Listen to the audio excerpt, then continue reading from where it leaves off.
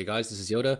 In this video, we'll talk about all of the changes that we've seen so far on PTR for the tanks and how I see each of them performing so far. Obviously, it's as I always say, we're about 4 months too early. They could always buff Thrash by 200% mid-season. So if you want to know what's going to be the meta tank for the end of season 2, like I said, 4 months too early. Even for launch, it's still way too early. But people want to know these things, so here we are. So for Paladin, I'm going to talk about first. Obviously, everyone knows it's my favorite tank. It did get a massive rework going into the patch. Many things have been changed, but the TLDR is that your damage is way less tied to wings now, since it's only 10% instead of 20, both damage and crit. Sentinel retains the damage buff from crit wings, so all you have to pay is 1 talent point for Sentinel, and you're always going to do that in Mythic Plus. Divine Guidance is a way lower portion of your damage since everything else got buffed. Now it's like maybe 8 to 10% instead of like 20 to 30. So that is very good. No longer are you going to be as griefed by like accidentally healing someone with it. And the single target is actually not looking terrible. I would say it's probably one of the higher ones of the tanks. Probably Paladin and VDH are two highest. The one thing that did change is Sanctified Wrath is now gone, and they rebalanced Sentinel duration, but after everything's added together, Sentinel is now 12 seconds baseline instead of 15, like it is on live. So on live, basically, you Sentinel for like 25 to 30 seconds, and then Arded for 12 more. So like, I would say 60 to 70% of the dungeon is basically just covered by those two buttons. Going, after that nerf, now it's probably going to be more like 50 to 60%, depending on how many resets you get, if you have lust or whatever. Coverage from there, so you're going to have to cover like the other half of the dungeon, basically with Garden of Ancient Kings or Bubble or Kiting, or just, tanking the pack face up or straight up. So your defensive uptime is way lower, but that said, there is a new talent, or reworked talent, Seal of Reprisal, which is coming out. It's bugged right now on PTR, but when it does come out, it's basically your Blessed Hammer is gonna make mobs do 10% less to you. So your baseline tankiness is gonna be 10% higher. Right now, no one's playing this because it's bugged.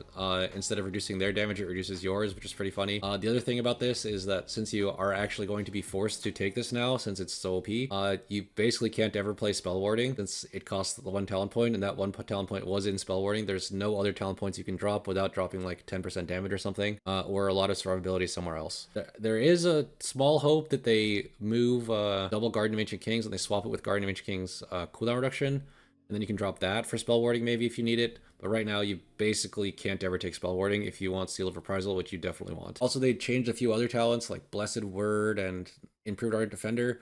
Unfortunately, Blessed Word is also unclickable since it's basically competing with Solace, and Solace is 14% or more of your healing. So Blessed Word is not going to beat that. And Improved Ardent Defender is in the same spot as spell warding, so you're not really ever going to take that either. Unlucky.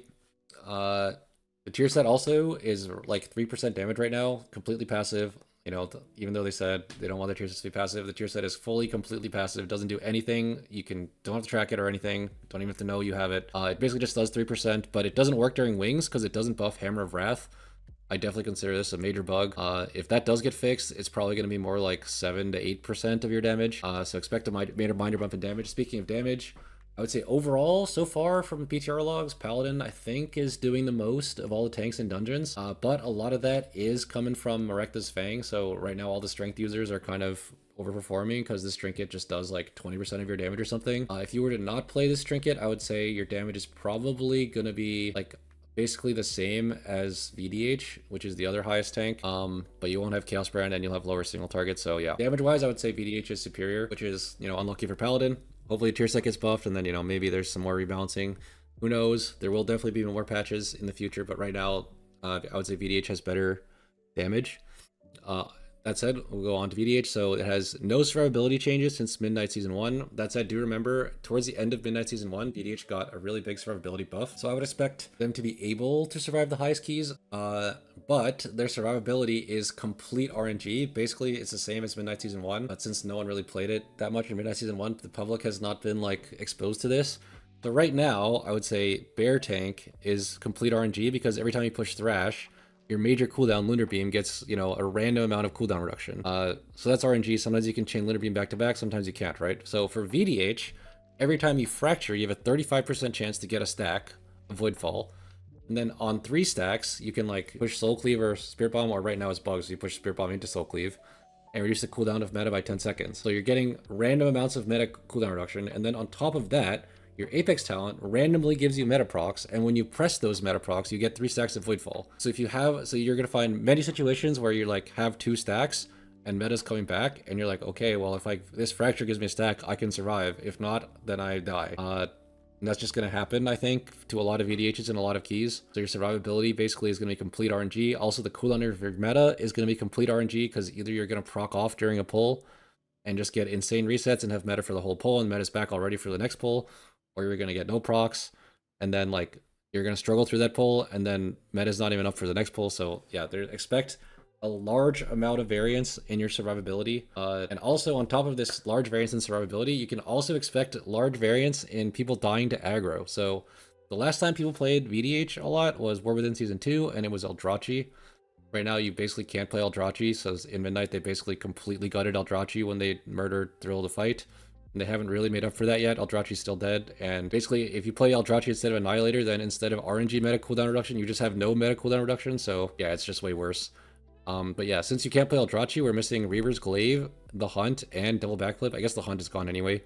We're missing Reaver's Glaive and Double Backflip, which were very, very good tools for gathering and getting good aggro. Like Reaver's Glaive had extremely long range, did a lot of damage. And I'm pretty sure it hits more targets than Throw Glaive. And Double Backflip gave you a lot of mobility, so we're missing those.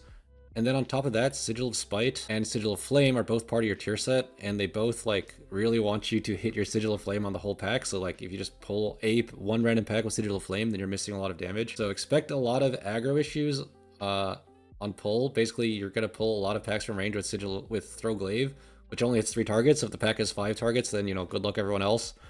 And then some packs you're just gonna pull by like running into them and pushing Immo Aura. But you can't pull anything with, pulling packs with Sigil, maybe you can do it, you're just going to lose a lot of damage.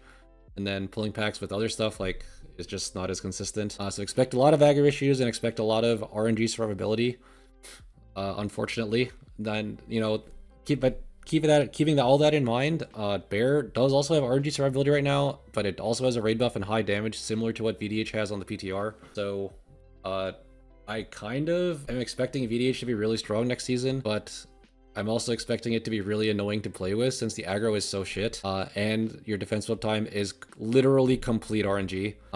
So yeah, hopefully that doesn't happen. Hopefully either they fix the defensive stuff or the aggro stuff, which I really doubt they're going to do, or VDH just gets nerfed or something. So yeah, that's where we're at right now. Not in a good spot. For Blood Decay, nothing has really changed. Tier set is also complete garbage, does nothing defensively, and it's under-tuned offensively. And even if they tuned it some more, it's just not really interesting. It doesn't really change your gameplay at all. You just push D&D when you get a proc. So yeah, not really much changing with Blood Decay. Warrior, not much is changing. You're going to get Ravager more often, but Ravager's not really an important defensive button. You're just going to like push it every minute instead of every 90 seconds. And the damage doesn't seem very good either from Warrior, so expect it to be good when you can push Spell Reflect and like mediocre to average otherwise. For Guardian Druid, that was the meta tank for Season 1. Lunation, which is the thing that was cooldown reductioning your Lunar Beam, has been completely gutted. It's 20-second baseline reduction now, whereas on live it's 3 seconds per cast. You can, on occasion, back-to-back Lunar Beam, so it's going from like a minute to like 12 seconds. So it's like this is like a massive nerf to the talent, which is going to give you way lower uptime on Lunar Beam. You basically cannot, like right now, basically you're just chaining Lunar Beam with Bark and Lunar Beam Bark into Kite. But you're not going to be able to do anything close to that. You're basically just going to have to survive the packs, either with kiting like the whole time, when you don't have Lunar Beam or Bark, or surviving on Incarn alone, which everyone knows that plays Baron High Keys often is not enough right now, or figuring something else out. Also, their tier set is the only one that does literally anything defensively, because it gives you 5 seconds longer Incarn. But again, that said, I would be very surprised to see Guardian meta in Season 2, because ever since BFA, excluding Faded, no tank has ever had 2 seasons in a row. So yeah, I'd be very surprised to see Guardian Druid. For Brewmaster, I expect it to kind of be in a similar spot to Season 1, which, considering Guardian Druid is like not going to meta, is actually pretty good.